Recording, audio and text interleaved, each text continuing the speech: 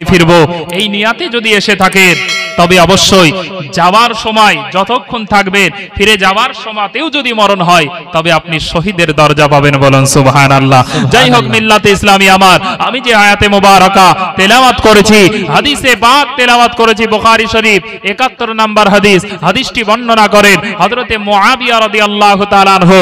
কি বলেন হযরতে মুআবিয়া রাদিয়াল্লাহু তাআলা আনহু? তিনি বলেন, আমি শুনেছি রাসূলে পাক সাল্লাল্লাহু তাআলা আলাইহি ওয়াসাল্লাম তিনি বলেন, মাই ইউরিদুল্লাহু বিহি খায়রাই ইউফাক্কিহু ফিদ্দীন ইন্নামা আনা কাসিমুন ওয়াল্লাহু ইউতি। নিশ্চয় আল্লাহ যাকে পছন্দ করেন, আল্লাহ যাকে ভালোবাসেন, আল্লাহ যাকে পছন্দ করেন তাকেই কিন্তু ইসলামের শিক্ষা দান করেন। যাকে ভালোবাসেন না, পছন্দ করেন না, তাকে কিন্তু ইসলামের জ্ঞান দেয় না। দেয় গো? দেয় না। তাহলে জানবেন যারা আলেম ওলামা হাফেজ কারি যারা হয়, আল্লাহর পক্ষ থেকে ভালোবাসা আছে বলেই হতে পেরেছে, ঠিক না? তার জন্যই হতে পেরেছে, নচেত পারতেন না। তারপরের অংশেই রাসূল আমার বলছেন, ইন্নামা আনা কাসিমুন। মনে রাখবেন বুখারী শরীফ প্রথম খণ্ড আপনার কিনা কিতাবুল ইলমের হাদিস 71 নম্বর হাদিস। নবী আমার বললেন, ইন্নামা আনা কাসিমুন ওয়াল্লাহু ইউতি। নিশ্চয় আল্লাহ দেনে वाला আর আমি নবী হচ্ছি বাঁটনে वाला, বলেন সুবহানাল্লাহ। আল্লাহ আমাকে দেয় আর আমি নবী আমার উম্মতকে দিই। ডাইরেক্টলি আল্লাহ বান্দার কাছে পৌঁছায় না, বরং নবীর মাধ্যমে দুনিয়াতে পৌঁছায়। এর কারণে আমার আলা হযরত ইমামে ইশক ও মোহাব্বত আজিমুল বরকত মুজাদ্দিদ ও দীন ও মিল্লাত তিনি বলেন, কौन देता है देने को मुंह चाहिए, कौन देता है देने को मुंह चाहिए, देने वाला है सच्चा हमारा नबी, बोलन सुबहानाल्लाह। देने वाला सच्चा हमारा नबी। তাহলে কে দেয় সবকিছু? আমাদের কাছে বিতরণ করেন নবী, আর দেয় আল্লাহ, আমাদের কাছে পৌঁছে দেয় আল্লাহর রাসূল হাবিবুল্লাহ। তার একটা দৃষ্টান্ত আপনাদেরকে বলবো। আচ্ছা, জ্ঞানের মালিক কে? শিক্ষা জ্ঞান এটা কে দেয়? আল্লাহ দেয় না? একটা দৃষ্টান্ত বুখারী শরীফ থেকে আমি বলি, কারণ এখন যারা রিক্সা চালায়, অটো চালায়, ভ্যান চালায়, ফলের ব্যবসা করে, জুতো সেলাই করে, সেই ব্যক্তি জীবনে কোরআন হাদিস পড়েনি। আহলে হাদিসকে অনুসরণ করতে লেগে কোন আলেম ওলামা হাদিস বললে বলে বুখারীতে আছে, মুসলিমে আছে, সহিহ হাদিসে আছে। ও জানে না বুখারী শরীফের লেখকের নাম কি, রাইটারের সঠিক নামটাও জানে না, বুখারী শরীফ কে লিখেছে, কিন্তু তারা বলে বুখারীতে আছে। যাই হোক, বলার উদ্দেশ্য এই বুখারী শরীফ 119 নম্বর হাদিস। হাদিসটি বর্ণনা করেন হযরতে আবু হুরায়রা। তিনি নিজের জন্যই বলছেন, এক সময় নবীজির নিকটে আসলেন। আসার পরে হযরতে আবু হুরায়রা রাদিয়াল্লাহু তাআলা আনহু আমার আপনার নবীর নিকটে আসার পরে বলতে আরম্ভ করলেন, ইয়া রাসূলুল্লাহ, ইয়া হাবিবাল্লাহ, ইন্নী আসমাউ মিনকা হাদিসান কাসীরান আনসাহু ইয়া রাসূলুল্লাহ। ইয়া হাবিবাল্লাহ, নবী গো, আমি অনেক হাদিস আপনার কাছে শ্রবণ করি, আমি অনেক আপনার কাছে আপনার কিনা হাদিস শ্রবণ করার পরে একটাও হাদিস মুখস্থ রাখতে পারি না। মনে রাখবেন, আমার নবীর যতজন সাহাবী রয়েছেন পুরুষদের মধ্যে সবচাইতে বেশি যিনি হাদিস মুখস্থ করেছেন উনি আর কেউ নয়, উনি হলেন হযরতে আবু হুরায়রা রাদিয়াল্লাহু তাআলা আনহু। অনেকেই প্রশ্ন করতে পারেন, তাহলে কি আবু বকর সিদ্দিক রাদিয়াল্লাহু তাআলা আনহু উনি কি হযরতে আবু হুরায়রার থেকে তিনার সম্মান কম?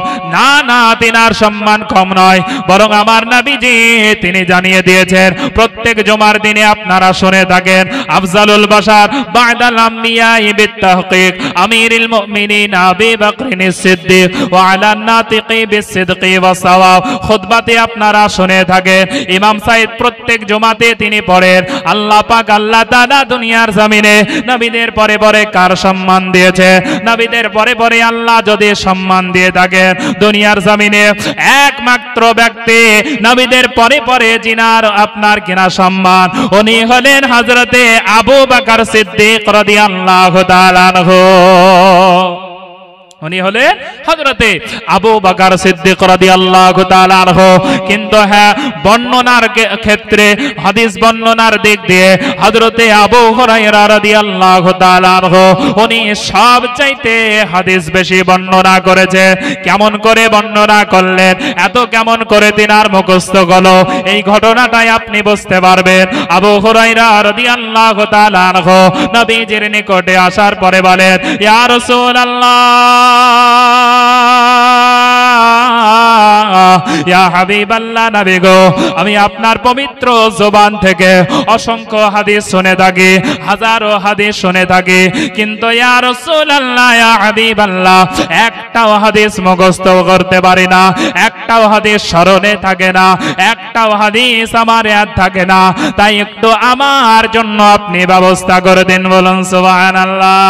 আবু হুরায়রা রাদিয়াল্লাহু তাআলা আনহু আমাদেরকে একটা আকীদা দিয়ে দিলেন, উনি জানিয়ে দিলেন, উনি আমাদেরকে দ্বারাই আকীদা বুঝিয়ে দিলেন। আল্লাহ তো দেনেওয়ালা অবশ্যই, কিন্তু আল্লাহর দরবারে আমরা ডাইরেক্টলি চাইলে আমাদের দোয়াটা কবুল হবে কিনা বলতে পারবো না, কিন্তু আমার আপনার নবীর দোয়া আল্লাহর দরবারে কেমন করে কবুল হয়। কবি তিনি বলেন, তেরি দুয়া না আসর সে কবি মুলুল হুই, ইদার পাক জুবা সে নিকলি উদার কবুল হুই। সুবহানাল্লাহ, সুবহানাল্লাহ। নবীর জবান থেকে যে দোয়াটা বেরিয়ে যায় আমার আল্লাহ পাক রব্বুল আলামিন মুহূর্তের মধ্যে কবুল করে নেয়। তাই কবি বলেন, তেরি দুয়া না আসর সে কবি মুলুল হুই, ইদার জুবা সে নিকলি উদার কবুল হুই। নবীর দোয়া জবান থেকে বের হওয়া শেষই হয় না, আমার আল্লাহর দরবারে তিনার দোয়াটা কবুল হয়ে যায়। সুবহানাল্লাহ, সুবহানাল্লাহ। আল্লাহর দরবারে কবুল হয়ে যায়, তাই না? কবুল হয়ে যায়। হযরতে আবু হুরায়রা শিক্ষা দিলেন, যারা বলে ওসিলা চলবে না বেদাত, মাধ্যম চলবে না বেদাত, তাদেরকে বলবো তুমি আবু হুরায়রাকে চিনতেই পারোনি, আবু হুরায়রার কাছে শিক্ষা নিয়ে নাও। হযরতে সাহাবী আবু হুরায়রা রাদিয়াল্লাহু তাআলা আনহু আমাদেরকে শিক্ষা দিলেন, জ্ঞানের মালিক আল্লাহ, কিন্তু হাবিবুল্লাহর কাছে যে তিনি বলছেন, হুজুর আমার একটু ব্যবস্থা করে দেন। বলবেন না সুবহানাল্লাহ? সুবহানাল্লাহ। আবু হুরায়রা রাদিয়াল্লাহু তাআলা আনহু নবীজির নিকটে গেলেন, যাওয়ার পরে বলেন, ইয়া রাসূলুল্লাহ, ইয়া হাবিবাল্লাহ, ইন্নী আসমাউ মিনকা হাদিসান কাসীরান আনসাহু। ইয়া রাসূলুল্লাহ, সব ভুলে যাই, মনে থাকে না। আমার আপনার নবী তিনি বললেন যে, হে আবু হুরায়রা, শুনে নাও, শুনে নাও, তুমি এক কাজ করো, আবসুত রিদা ওকা, তুমি তোমার চাদরটাকে জমিনে বিছিয়ে দাও, তুমি তোমার চাদরটাকে মাটিতে বিছিয়ে দাও। আবু হুরায়রা রাদিয়াল্লাহু তাআলা আনহু ওনার শরীর থেকে চাদরটাকে খুলে নিলেন, চাদরটা খুলে নেওয়ার পরে জমিনে বিছিয়ে দিলেন। আবু হুরায়রা রাদিয়াল্লাহু তাআলা আনহু বিছিয়ে দেওয়ার পরে আপনার আমার নবী কি করলেন, ফাকাল ফাগরাফা বিয়াদাইহি, দুই হাতটাকে নিয়ে নবী আমার চাদরে দিয়ে দিলেন। সুম্মা ক্বালা জুম্মাহু ফাজামামতুহু, নবী আমার তিনি বললেন, হে আবু হুরায়রা, তুমি চাদরটা তুলে তোমার সিনার মধ্যে লাগিয়ে নাও। আবু হুরায়রা রাদিয়াল্লাহু তাআলা আনহু ওই চাদরটাকে তুলে সিনার মধ্যে লাগিয়ে নিলেন, ওই চাদরটা তুলে বুকের মধ্যে লাগিয়ে নিলেন। লাগানোর পরে আবু হুরায়রা রাদিয়াল্লাহু তাআলা আনহু তিনি বলেন, ফামা নাসিতু শাইয়ান বাদাহু, আমার নবীজি যখন আমাকে চাদরের মধ্যে কি যেন দোয়া করে চাদরটাকে উঠিয়ে সিনাতে লাগাতে বললেন, আমি আমার নবীর হাত লাগানো চাদর মুবারকটা তোলার পরে আমি যখন আমার সিনাতে লাগিয়ে নিলাম, খোদার কসম, আমি আবু হুরায়রা রাদিয়াল্লাহু তাআলা আনহু দুনিয়াতে যতদিন বেঁচে ছিলাম আমি আবু হুরায়রা রাদিয়াল্লাহু তাআলা আনহু যত হাদিস শ্রবণ করেছি আমি আর একটাও কোনদিন ভুলে যাইনি। আমার নবীর কারণে যেটাই শুনেছি সেটাই আমি মুখস্থ করে নিয়েছি। সুবহানাল্লাহ, সুবহানাল্লাহ। যেটাই আমি শুনেছি সেটাই মুখস্থ করেছি, আর কোনোদিন ভুলি না। যেটাই আমি শুনে নিয়েছি সেটাই মুখস্থ করে নিয়েছি। মিল্লাতে ইসলামী আমার, তাহলে এই হাদিসের দ্বারাই আমরা কি বুঝলাম? নবী আমার দেনেওয়ালা না?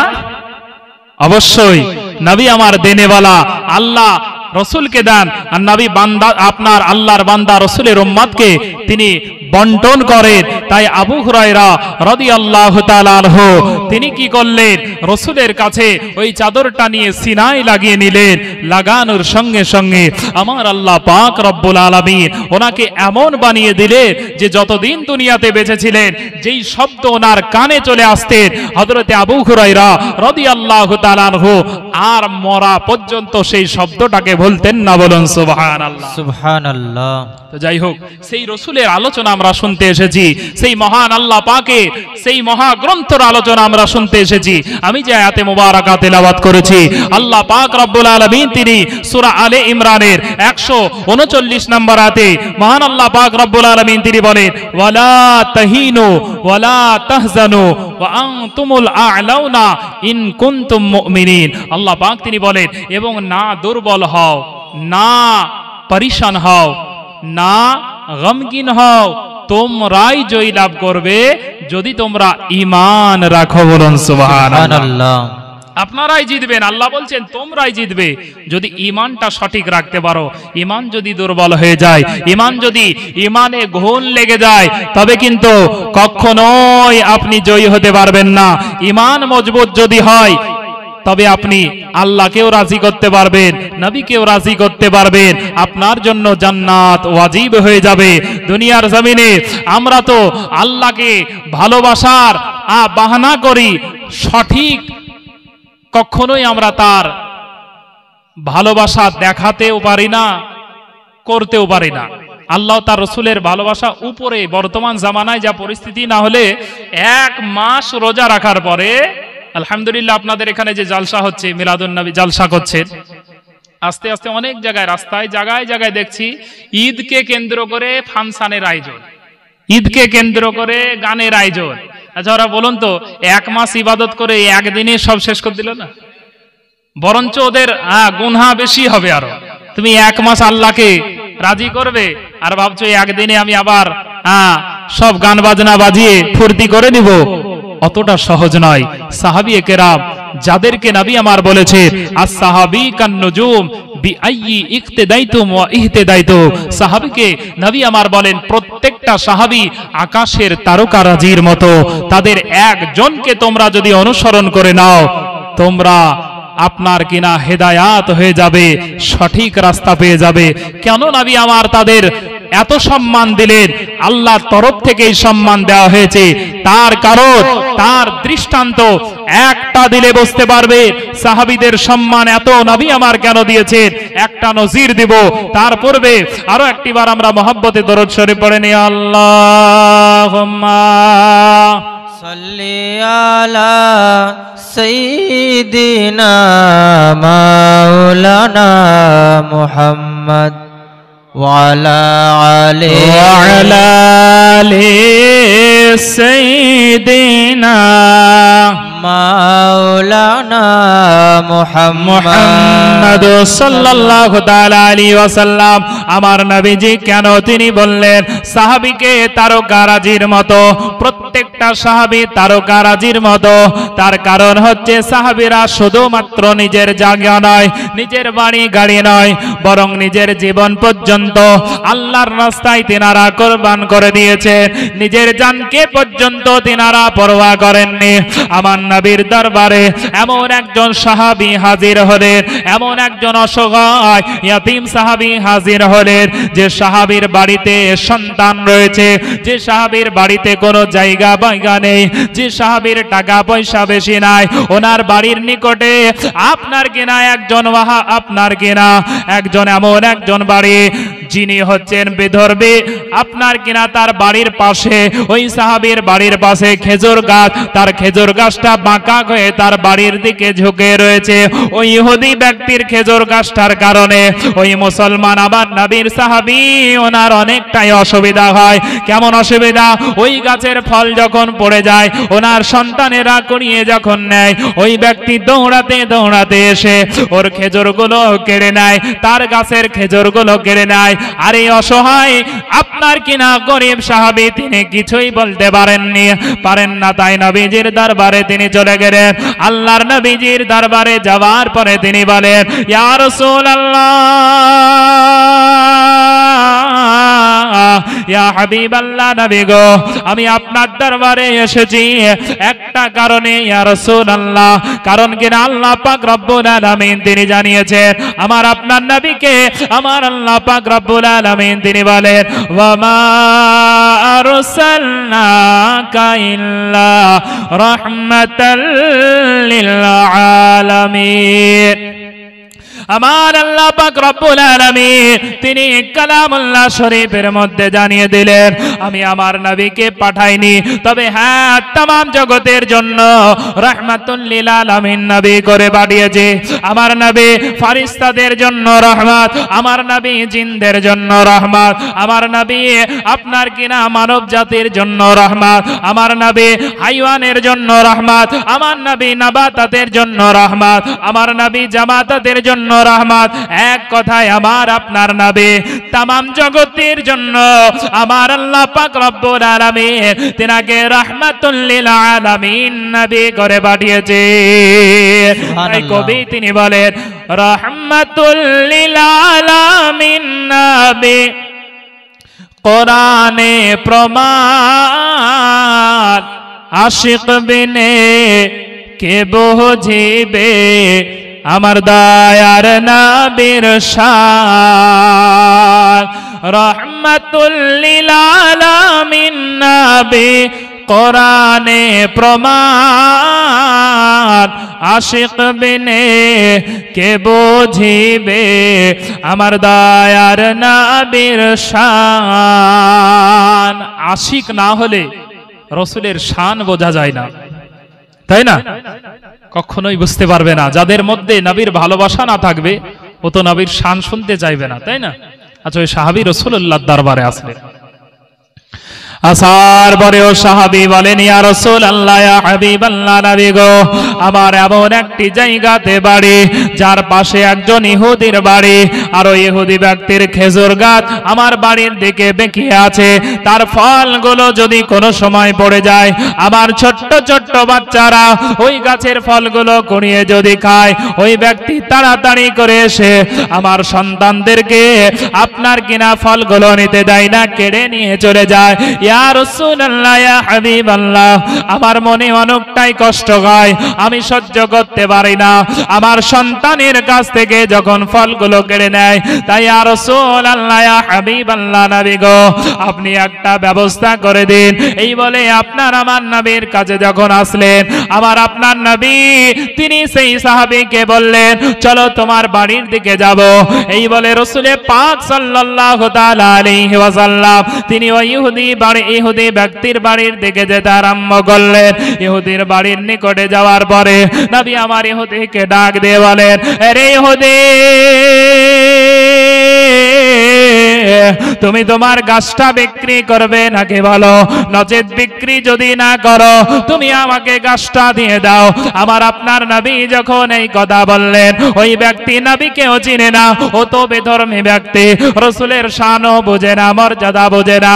ওই ব্যক্তি আমার আপনার নবীকে সঙ্গে সঙ্গে বলে দিলে যে হে আব্দুল্লাহর সন্তান মুহাম্মদ আরবি সাল্লাল্লাহু তাআলা আলাইহি ওয়াসাল্লাম, শোনো, আমি আমার গাছটা তোমাকে বিক্রি করব না। আমার এত সুন্দর গাছের ফল আমি তোমাকে আমার গাছটা কোনো বিনিময়ে বিক্রি করতে পারবো না, আমি আমার গাছ বেচবো না।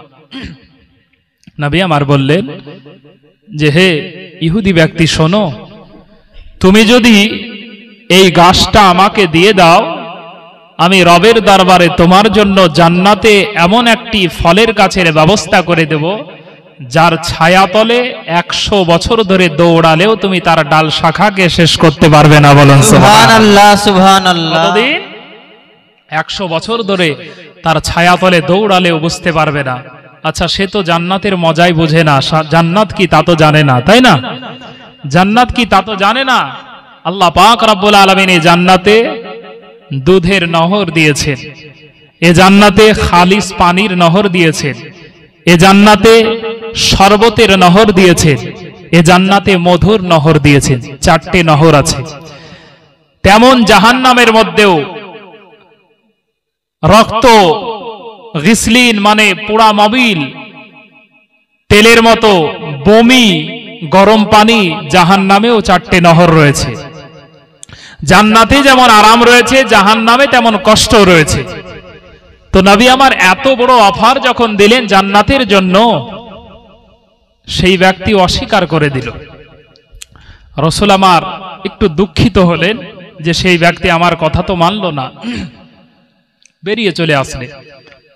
বেরিয়ে যখন আসেন, রাসূলের এই কথা শুনলেন সাহাবীয়ে কেরাম যে আমার নবী এমন একটি গাছ দান করবে, জান্নাতে আল্লাহর পক্ষ থেকে গাছটা পাইয়ে দিবে, যে গাছটা ছায়াতলে 100 বছর ধরে দৌড়ালেও শেষ করতে পারবে না। আর আল্লাহ তো জানিয়েছেন ওয়ালা সাউফা ইউতিকা রাব্বুকা ফাতারদা, হে নবী আপনাকে এতটাই দিব কিয়ামতের ময়দানে আপনি রাজি হয়ে যাবেন। বলুন সুবহানাল্লাহ। নবীকে এতটাই আল্লাহ দান করবেন যে নবী আমার রাজি হয়ে যাবেন, আল্লাহ তিনাকে নারাজ করবেন না। নবী যদি বলেন আল্লাহ তুমি আমার এই উম্মতটাকে জান্নাত দিয়ে দাও, আল্লাহ প্রশ্ন করবেন না যে হাবিব একে কেন জান্নাত দিব, এই প্রশ্ন আল্লাহ করবেন না। আল্লাহ এতটাই তিনার হাবিবকে পছন্দ করেন, ভালোবাসেন। কিন্তু আমরা সেই নবীকে ভালো যদি বেসে থাকি, তাহলে ভালোবাসার নজির তো আমাদেরকে দেখাতে হবে, তাই না? আমরা নবীকে ভালোবাসি শুধু মুখে বলি, কিন্তু আমাদের কাজ সঠিক হয় না, নামাজ পড়ি না, সঠিক পথে চলি না, শুধুমাত্র খারাপ পথে আমরা ব্যস্ত, তাই না? মুখে বলি আমি আমি,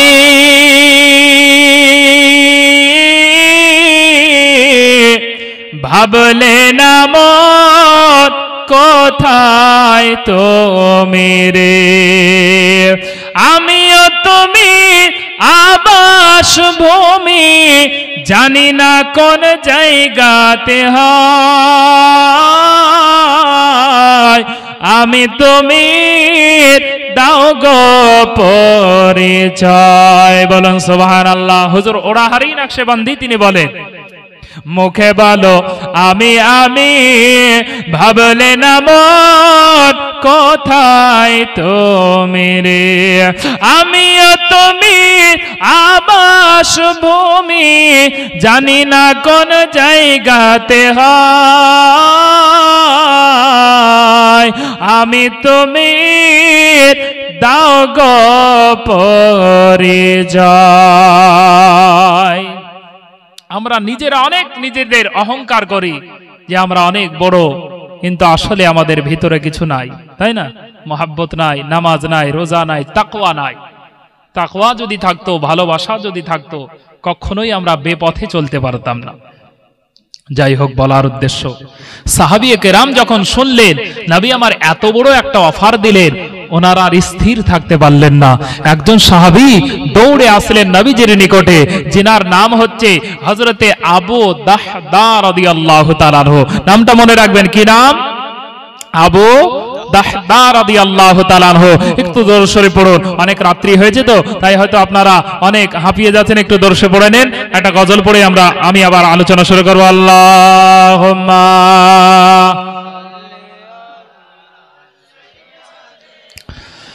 মাওলানা মুহাম্মদ আলা আলি मौलाना मोहम्मद सबसे सुंदर हमरे आका के दरबार लागेला, हाँ दरबार लागेला। मोहब्बत सबसे सुंदर हमरे आका के दरबार लागेला, हाँ दरबार लागेला। भाषा बुझते पाচ্ছেন তো? भोजपुरी भोजपुरी। सबसे सुंदर हमरे आका के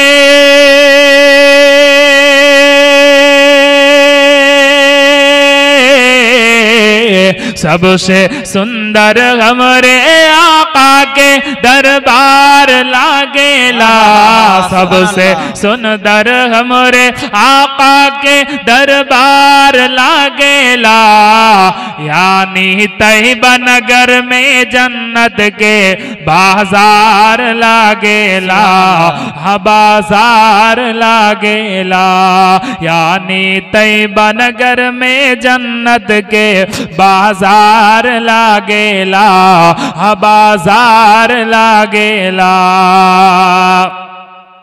नबी का जो भी हुआ दीवाना वो कर जन्नत भावा ठिकाना नबी का जो भी हुआ दीवाना वो कर जन्नत भावा ठिकाना हो कर दुनिया के हर गम से बेड़ा पार लागेला बेड़ा पार लागेला सबसे सुंदर हमरे आका के दरबार लागेला दरबार लागेला पसीना आका का जो पैलन तो महक लागा बादल है पसीना आका का जो पैलन तो महक लागा बादल है ओके गोद के हर एक बच्चा खुशबूदार लागेला खुशबूदार लागेला सबसे सुंदर हमरे आका के दरबार लागेला दरबार लागेला सबसे सुंदर हमरे आका के